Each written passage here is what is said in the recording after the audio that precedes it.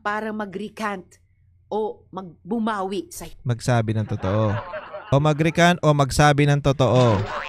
sumbong niya. Quote, mag-recant daw ako para mapahiya si Senrisa. Especially daw yung mga nakita ko sa mga Duterte. Bibigyan daw ako ng malaking pera. Itatago daw ako at bibigyan ng magaling na abogado. Close quote. Naku.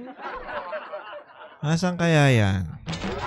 Sana lumabas, no? Kasi kung nagsisinungaling to si alias Rene, dapat pabulaanan nyo yung mga sinabi niya. Pakita mo yung mga sinasabi mo na talagang may nakausap siya. O meron siya, for example, na chat message kasi nagsumbong nga eh. Nagsumbong siya sa inyo. Dapat meron kayong ebidensya. Yung inaakusa nila na pagbabayad at pagtatanim ng witness, mukhang sila ang gumagawa. Oy! Oy!